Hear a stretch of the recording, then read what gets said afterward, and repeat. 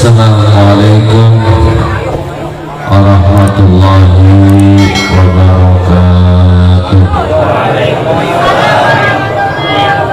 Alhamdulillahi wahdah, asyhadu an la ilaha illallah wahdahu la syarika lah, wa asyhadu anna sayyidana Muhammadan abduhu wa rasuluhu la nabiyya ba'dah. Allahumma salli wa sallim wa barik ala sayyidina Muhammadin alihi wa ashabihi wa mawala. La ilaha illallah, la mawjuda illallah, la ma'buda illallah, la ma'buda illallah, la ma'buda illallah. Bismillahirrahmanirrahim. La haula wa la quwwata illa billahil aliyyil azim. Astaghfirullahaladzim, astaghfirullahaladzim, astaghfirullahaladzim, wa atubu ilaihi. Syuratul mukarramin wal muhtaramin, para alim ulama, para sesepuh masyarakat, para orang tua kami yang hadir pada kesempatan malam hari ini. Semoga Allah muliakan, insyaallah tidak lagi rasa hormat para kiai yang hadir pada kesempatan malam hari ini, khusus guru saya Kiai Haji Ahmad Safroni, dan juga saudara-saudara saya seperjuangan yang ada di sini. Mudah-mudahan kita semua diakui sebagai umat Nabi Muhammad Sallallahu Alaihi Wasallam. Sering kita baca bahwa perlu kita ketahui, inna asyaddan nasi bala'an al-anbiya'u summal amsal fal amsal. Bahwasanya cobaan yang paling berat adalah diberikan kepada para nabi, summal amsal, kemudian orang-orang yang dekat dengan Allah Ta'ala, para amsal, kemudian orang-orang yang dekat dengan Allah Subhanahu wa Ta'ala. Kenapa ini dibahas? Karena terkadang manusia itu suka cengeng, merasa dirinya yang paling berat dapat cobaan, merasa dirinya yang paling menderita. Maka kudu sering-sering kumpul di pengajian. Si A punya penyakit gigi, di rumah dia merasa paling menderita salabungnya. Udah gelinting sono, gelinting sini, sakit gigi kan paling ribet. Sakit yang kagak sunah di lomok itu sakit gigi. Nolonginnya itu gimana kalau sakit gigi mah? Tuh sakit gigi tuh sakit yang kagak sunah di lomok. Yang kedua sakit mata kagak sunah di lomoknya. Kedua, ketiga sakit bisul. Kalau yang kopi mah itu mah. Ketika dia sakit gigi, dia akan di rumah sendirian, dia akan merasa paling menderita salah dunia. Si B punya penyakit mata, dan si B ketika di rumah sendirian dia merasa dia paling menderita salah dunia.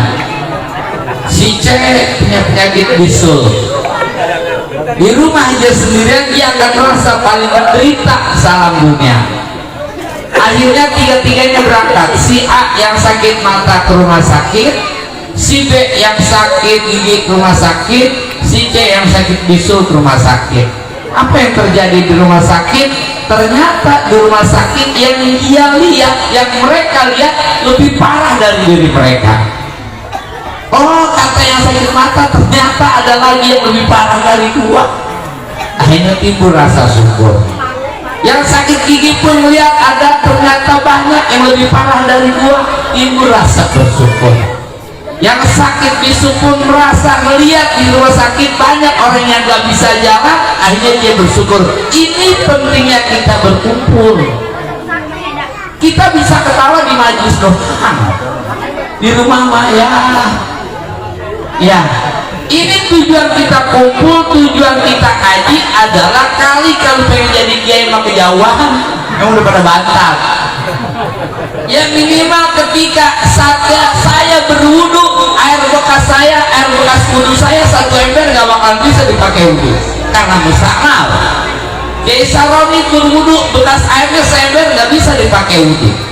Kiai Rudi berwudu, air bekas airnya nggak bisa dipakai wudu. Terus ada 10 orang semuanya pakai wudu dan bekasnya nggak bisa dipakai wudu karena mustahil semuanya. Tapi ketika semua ember dikumpulkan menjadi satu, maka air mustahil itu menjadi 2 kula lebih, maka air itu akan menjadi suci dan mensucikan yang akhirnya bisa dipakai wudu. Itu tujuan kita kumpul. Makanya mudah-mudahan kumpulnya kita di sini yang tadinya di rumah pada mustahil sekarang mah jadi tohir mutahhir, jadi air suci mensucikan gitu. Ya, coba kita lihat seberat apa sih Allah memberikan rizki berbeda-beda. Si A punya mobil, si B punya motor, si C punya sepeda doang. Kenapa dibeda-bedakan? Itulah keadilan Allah. Apakah Allah sanggup memberikan kita rezeki yang sama? Semua sekampung punya mobil, sanggup. Tapi kalau semua punya mobil, nggak adil Allah. Kenapa nggak adil? Mau pada parkir di mana? Nah, begitupun Allah Subhanahu wa Ta'ala memberikan cobaan kepada kita dengan kekuatan yang kita mampu, dengan ukuran keimanan yang kita mampu. Tidak mungkin anak SD ujian soalnya SMP, tidak mungkin anak SMP ujian soalnya soal SMA, dan tidak mungkin anak SMA ujian soalnya soal fakultas. Masing-masing soalnya. Maka ketika kita punya anak yang SD, SMP, SMA, kuliah, anak 4, bapaknya lagi bawain batak merah, kata bapaknya, tong bantuin bapak sini. Ya pak, bantuin sama bapak. Datang anaknya yang SD, diambilin batak merah sama bapaknya. Berapa? Hah? 1 atau 2? Ya, 1 atau 2 ya, diambilin 2 yang SD. Datang yang SMP, diambil sama bapaknya batak merah berapa? 2 atau masih beda? Diambil ya 4 ya. Datang yang SMA diambilin 6. Datang yang kuliah diambilin 8. Kok beda-beda sih? Kan anaknya si bapak semuanya. Si bapak tahu seberapa kuat tenaga si anak, si bapak tahu seberapa besar kemampuan si anak. Maka yang diberikan oleh si bapak adalah dengan ukuran kemampuan si anak. Tidak mungkin anak SD dikasih 8, yang kuliah dikasih 2. Itu si bapak. Apalagi Allah. Emang Allah yang bikin kita, Allah yang naruh keimanan kita, Allah yang naruh kekuatan kita. Tidak mungkin kita diberikan cobaan dengan sesuatu kita tidak mampu. Nggak mungkin pak anak muda sekarang kayak Nabi Yusuf, nggak mungkin. Ya makanya dikunciin pintu sama Zulekho, ya cantik, ya kaya, ya putri, istri seorang raja, diudak-udak, dikejar-kejar. Nggak mungkin, nggak mungkin. Yang di lapangan aja jodoh budak, apalagi di kamar. Makanya kalau ketemu guru saya, ditanya sama anak guru saya, guru, kalau kita Nabi Yusuf, andai kita Nabi Yusuf, baju kita yang sobek di depan apa di belakang? Nggak tahu kata anak guru saya, baju kita nggak ada yang sobek guru. Kok nggak ada yang sobek? Anak kita udah buka baju dulu. Ya andai kita yang terjadi kita adalah Nabi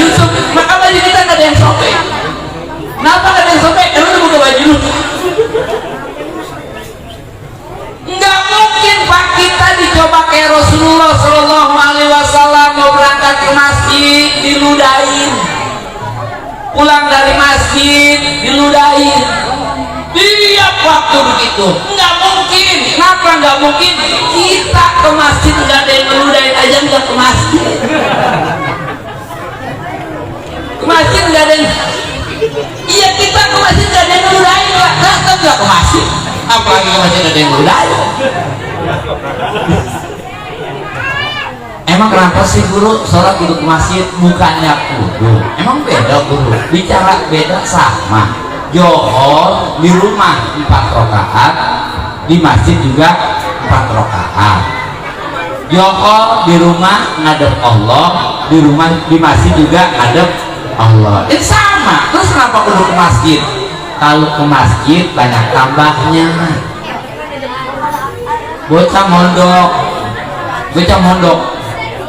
kata bocah, kalau orang gondong petir nih, kata orang gondong petir dia kalau ngirim duit lain banyak, Mbak, kirimin ayah duit yang banyakan banyak, jangan yang banyakan dikit. Bocah pinter namanya tuh. Kalau kita kan kirimin duit yang banyakan dikit, jadi kita Mbak, kirimin ayah duit 500.000. Pertanyaannya adalah, kalau kita transfer ke bocah, nyampe nggak tuh duit? Kalau kita transfer ke pondok, nyampe nggak? Nyampe. Kalau kita anterin, bapaknya nganterin duit ke pondok, nyampe nggak? Nyampe juga kan? Cuma bocah girangan mana? Girangan ditransfer apa girangan dianterin? Ya girangan dianterin. Kenapa? Banyak tambah. Kasih 500, kata bocah, bapak sebelum dede habis, nambah. Pak, odonya juga diambil temen, nambah. Sekat giginya atau kegot pak, nambah. Celana dalam dede hilang semua pak, nambah. Itu tambahnya bisa lebih. Ini kenapa disuruh ke masjid? Karena kalau ke masjid banyak tambahnya. Jangan ngomongin pahala, jangan. Pahala mah nggak kelihatan. Ini mah ngomongin yang kelihatan aja. Kalau ngomongin 27/1, jelas itu mah pahala nggak kelihatan. Ini ngomongin yang kelihatan. Mana tambahnya? Kalau ke masjid, bajunya cakep, sarungnya rapi, minyak wanginya sedap. Kalau di rumah, doang kan. Kalau di rumah kos oblong, ya kan? Itu satu tambahnya. Kedua, kalau ke masjid ada tahiyat masjid. Kalau ke rumah nggak ada teh. Ketiga, kalau ke masjid begitu habis azan kita qobliyah kita. Di rumah hilang qobliyah. Di masjid habis salat jamaah kita wiridan. Di rumah Allahumma lantas jalan. Apalagi kita masalahnya nungguin iklan. Ya. Nungguin iklan, nungguin babak kedua, ya udah beres. Iya, masalahnya lagi yang babak kedua, kan anaknya pak babak kedua selalu pak, iya ada, ya udah. Bagaimana mau baca wirid? Kalau di masjid habis wiridan kita baca doa, di rumah hilang. Di masjid habis baca doa kita ba'diyah, di rumah hilang. Tuh bukan berarti beda, cuma banyak tambahnya. Enggak mungkin kita dicoba seperti yang diberikan kepada nabi-nabi. Saya enggak mungkin pak kita dikasih sakit seperti sakit Nabi Ayub. Berapa lama Nabi Ayub sakit? 38 tahun. 38 tahun sakit, sholat jalan terus, ngaji jalan terus, baca Quran ingat terus, sama Allah terus. Zikir kita ya, lagi 3 aja pernah ngaji. Ayo 3 pernah ngaji bang. Apaan? Apa sih? Bohong. Kalau apa kerja mah boro-boro, deket jauh dia pergi. Ngaji mah boro-boro, jauh deket dia kagak pergi. Maka kata Nabi, utlubul ilma walau bisin. Carilah ilmu bukan ke negeri Cina. Di dalam kitab Fawaidul Makkiyah dikatakan utlubul ilma walau bisin. Carilah as-sin iklimun ba'idun min ab'adir. tempat hatta yakilla man yasilu ilaihi, saking jauhnya tempat ngaji sedikit orang yang bisa sampai ke tempat ngaji. Bukan negeri Cina, bukan, itu bukan jauh secara zahir, jauh secara makna.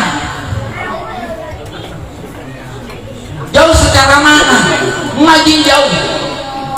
Kita makan guru, ya Allah, enggak mungkin Pak. Kita coba kayak Nabi, kayak apa namanya, Tuan Syekh Abdul Qadir Jailani. Ketika Tuan Syekh Abdul Qadir Al Jailani mau ngaji ketemu Nabi Qadir, apa yang terjadi?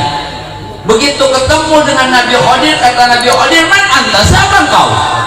Kata Abdul Qadir, ana Abdul Qadir, saya Abdul Qadir. Apa yang kau inginkan? Saya mau ngaji. Kata Nabi Qadir, iblis fi makanika hatta ya'tika, duduk kau di tempatmu, tunggu sampai aku datang. Kata siapa tuh? Kata Nabi Qadir, yaudah kalau lu mau ngaji, duduk situ, tungguin sampai gua datang. Berapa lama Tuan Syekh Abdul Qadir nungguin Nabi Qadir datang? 3 tahun. 3 tahun. 1 tahun kagak makan, 1 tahun kagak minum, 1 tahun kagak tidur. Ada lagi yang mengatakan Nabi Qadir datang setahun sekali. Nih, lu jangan makan setahun, besok jangan minum setahun, besok jangan kuat, jangan tidur setahun. 3 tahun tetap ditungguin gurunya. Lah kita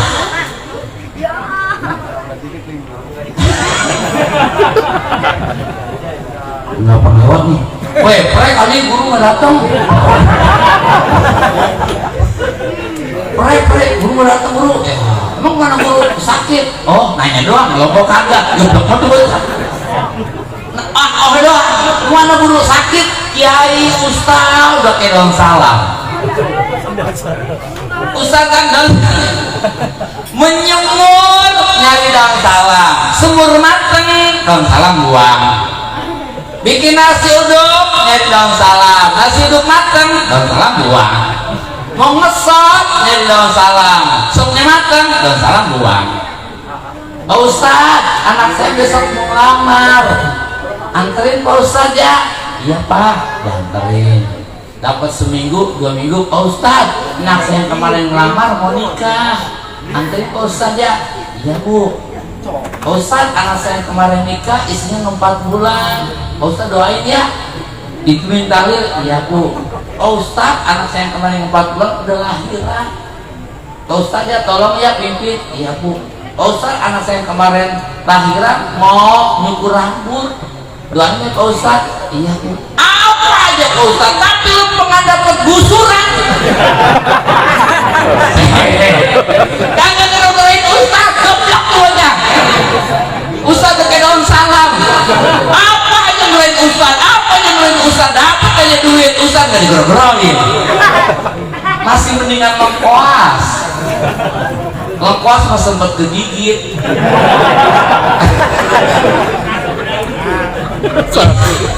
Mana makan anti banyak banget. Yang belakangan santri, kata santri ini potongan dewan udah serok ke semua orang diurugin pakai nasi. Santri makan saking munjungnya kucing aja ngeri belum capek. Munjungnya begitu dia makan pojokan menghadap tembok, begitu dagingnya berangkut, oh setelengkong.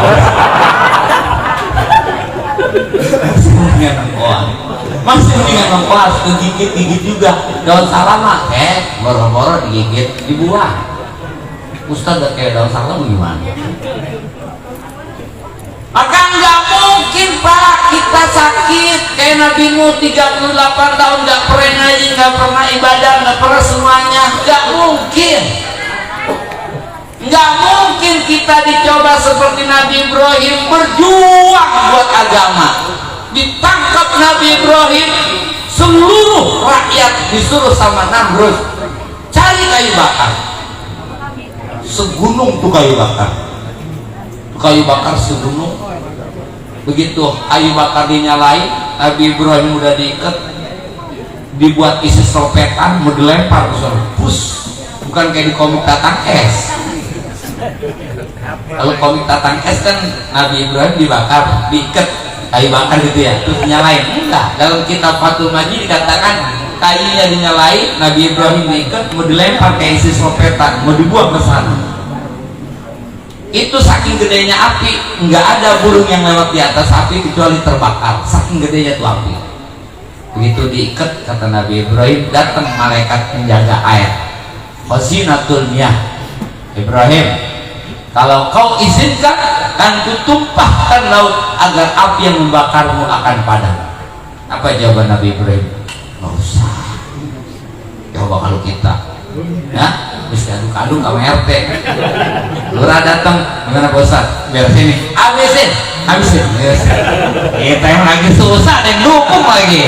Ya kita mah habisin, Datang lagi penjaga khazinatul riyah, malaikat penjagaannya. Apa kata malaikat penjagaannya? Ibrahim, andaikan kau izinkan, kan kutiupkan angin yang besar agar api yang akan membakarmu terbang ke udara. Kata Nabi Ibrahim, nggak usah. Sampai malaikat Jibril datang. Kata malaikat Jibril, Ibrahim, alaka hajatun. Ibrahim, kamu punya kebutuhan? Kata Nabi Ibrahim, ya Jibril, ammalaka la. Jibril, aku tidak butuh sama kamu. Kata Jibril, kamu butuh sama siapa? Saya butuh Allah. Kata Jibril, silakan kau minta ke Allah kalau kau butuh Allah. Apa kata Nabi Ibrahim? Mau ngapain saya minta sama Allah? Emang Allah tahu saya lagi mau dibakar. Ini pakai Nabi Ibrahim, jangan dipakai sama kita. Ya, bang kata gini, kerja apa bang? Ngojek ngapain ke? Allah, kerja dipecat dari mana-mana, ngapain ke bang? Ya kata dia nih, ya neng, Allah juga tahu kita lagi susah. Kata bininya, nggak apa begini lagi gue ini, jadi PAW lagi gua. Ada yang pantas dipakai sama kita, pakai. Sendalnya, sorbannya tuh sorban guru kita pakai, pantas pakai. Tuh sarungnya dibagi sama guru, pakai, pantas pakai. Baju mah kegedean kali, jangan lu pakai. Peci mah kegedean kali, jangan lu pakai. Lu paksain pakai nggak pantas, bukannya keren. Sendal kiai lu kegedean dibagi lu, jangan dipakai, kegedean boncengan urusannya. Ada yang pantas kita pakai, ada yang tidak pantas. Yang pantas pakai, yang tidak pantas jangan. Kalau gubernur ditanya, Bapak Anies ditanya, Bapak gimana Pak untuk tahun depan? Apakah Bapak akan mencalonkan jadi gubernur untuk daerah lain atau Bapak gimana? Kata Bapak Anies gini, saya gimana Bapak presiden aja. Kata Bapak Anies, RT ditanya, presiden T, lu besok nyalonin lagi? Kalau gue sih gimana presiden aja. Coba jarak RT ke presiden berapa jarak? Kejauhan. Lu bukan RT lagi ngomong gue gimana presiden aja. Lu baru tidak RT. Kalau Anies pantas dia ngomong bagaimana presiden, dia udah deket sama presiden. Kalau Nabi Ibrahim bicara, saya gimana Allah aja, emang Allah tahu saya mau dibakar. Pantas Nabi Ibrahim deket sama Allah. Lah kita mau ngomong bagaimana Allah pantas nggak pantas kita mah. Di mana pangkat kita belum pantas. Bab kenapa? Belum kenal sama Allah Ta'ala. Nggak mungkin Pak kita dicoba kayak Rasul kita. Hijrah ke Taif bukannya disambut, disambit, ditimpukin Rasul, berdarah kaki Rasul, berdarah pelipis Rasul. Siapa yang panas? Jibril yang sewot. Jibril yang sewot. Nabi maka sewot, Jibril yang sewot. Panasan tatakan sama gelas. Adanya main di madu, adem. Pokoknya pada sewot. Gua nih, oh jadi lu, ya ibu datang berebus ya. Iya adanya yang di madu, adem banget, adem. Lengkolnya sama ipar-iparnya pada sewot. Panasan tatakan sama gelas. Nabi yang pelipisnya berdarah nggak sewot. Apa kata Jibril? Ya Rasul, andaikan kau izinkan, dan ku angkat gunung untuk menindih mereka. Apa kata Nabi? Jangan, Pak Innaumin layak lamun. Jangan nggak tahu gua nabi, lu ya tahu gua nggak ditimpain. Ya kan, nggak dikasih sama nabi. Ini yang membuat kita tidak disiksa. Ini yang membuat kita tidak disiksa karena Rasul emang larang. Coba kalau kita digituin, ya Allah, habis kita. Sampai Rasul buat keluarga nggak tapi bertahan. Bini kita Pak nggak mungkin dicoba ke Siti Khadijah. Rasul habis nikah nggak lama, begitu menjelang umur 40, Rasul ke Gua Hiro. Berapa jam dari bawah ke Gua Hiro? 1 jam. Sekarang ada jalan setapak anak laki. Dulu mungkin bisa 2 jam. Perempuan. Rasul di Gua Hiro bukan lagi nyari duit. Rasul di Gua Hiro bukan lagi kerja, tapi tiap hari Siti Khadijah nganterin makanan ke atas, pulang sore. Nganterin makanan ke atas, pulang sore. Laki kita Pak, Bu, kerja tuh, kita jadi anak laki nih, kerja depan rumah. Kata bini kita, Bang, kalau makan pulang aja ya. Ribet banget saya bawainnya. Iya, Allah ya. Begitu Rasul lama di Gua Hiro, setelah sekian lama di Gua Hiro dapat wahyu, menggigil, turun Rasul. Begitu turun Rasul menggigil, zamiluni, menggigil Rasul melihat malaikat Jibril yang kasih sampai menggigil. Selimutin abang nih, diselimutin sama Siti Khadijah. Nanya ke siapa saudara Siti Khadijah yang pendeta. Kata pendeta, suamimu akan menjadi seorang Rasul. Maka dipijitin sama Siti Khadijah, dikasih motivasi sama Siti Khadijah. Itu Rasul pulang ibadah, bukan pulang nyari duit. Ini lakinya pulang nyari duit. Lu abang, aduh gue masuk angin lagi, gadang mulu. Jadi waduh, cara kita itu kita pulang nyari duit, ngegigil, bini ngomelin. Apalagi kita pulang haji, pulang muludan kagak nengkeng besek, terus pulang ngegigil meriang. Atau bini kita, makanya bang, ngayap mulu. Ngayap mulu laki kan betah di rumah sekali. Nggak mungkin. Ketika Siti Khadijah wafat, apa yang diminta sama Siti Khadijah kepada Rasul? Bilang sama Siti Fatimah. Nggak berani Siti Fatimah. Siti Khadijah walaupun hartanya habis buat Rasul, tapi tidak berani ketika punya keinginan minta sama suaminya. Bilang sama anaknya, Nak, sini sayang. Ya mah, sampaikan sama ayahmu. Ketika mamah wafat, mamah pengen mamah dikafankan oleh sorban ayahmu. Itu mintanya segitu. Dulu Siti Khadijah waktu Rasul masih berjuang. Begitu Rasul berjuang, pulang Rasul berjuang dengan lelah, dengan letih, Siti Khadijah pun menyusui Siti Fatimah. Saking laparnya Siti Khadijah, bukan air susu yang keluar, justru darah yang keluar. Digantiin sama Rasul Siti Fatimah, digendong, ditidurin di balik, tidur. Rasul saking lelahnya tidur di paha Siti Khadijah, disisirin rambutnya sama Siti Khadijah. Itu istri yang baik. Kita makan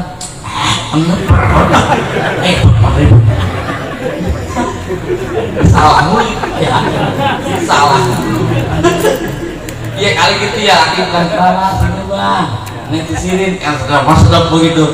Ini mah kita dekat, ngikut.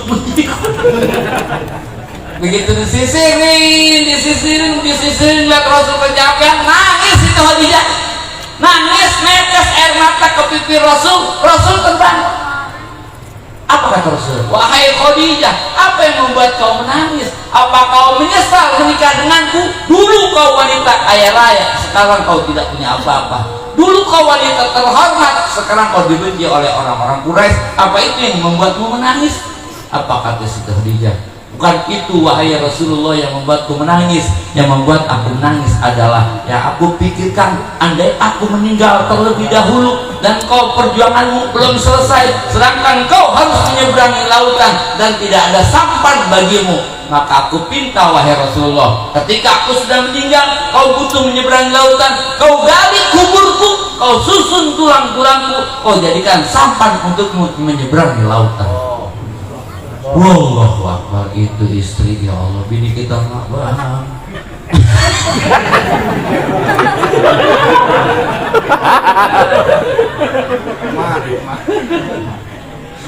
Bang, apa nih? Mesen apa nih? Ntar kalau meninggal ada umur, abang jangan kawin lagi ya. Lah emang apa usahannya? Lu masih hidup aja boleh kawin anak laki mak.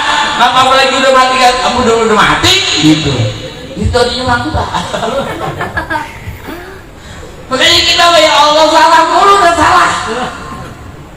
Siti Khadijah ketika mau wafat bilang sama Siti Fatimah, sampaikan kepada ayahmu, ketika aku meninggal aku ingin dikafankan oleh serban ayahmu. Berapa baju tambelan Siti Khadijah ketika wafat? 18 tambelan.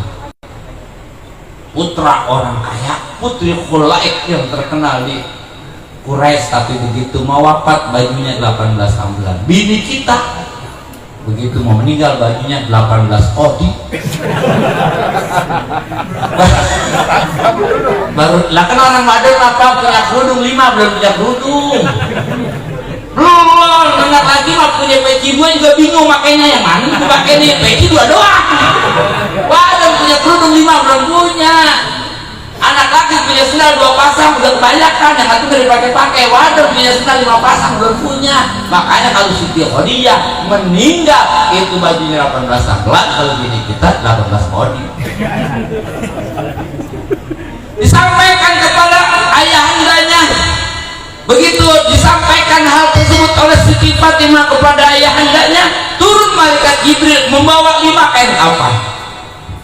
Ya Rasulullah, kain kafan untuk istrimu Khadijah sudah aku siapkan. Ini kain kafan untuk istrimu Khadijah, dan ini kain kafan untukmu ya Rasul, dan ini kain kafan untuk putrimu Fatimah, dan ini kain kafan untuk mantumu Ali, dan ini kain kafan untuk cucumu Hasan. 5 kain kafan. Rasul mikir, atuh lagi mana? Maka Rasul nanya, ya Jibril, mana kain kafan cucuku Husain? Kenapa yang ada hanya kain kafan Hasan? Kata Jibril, cucuku Husain tidak punya kain kafan karena dia akan dibunuh di Karbala dan dimutilasi jenazahnya. Maka Rasul berdoa, enggak, ngejerit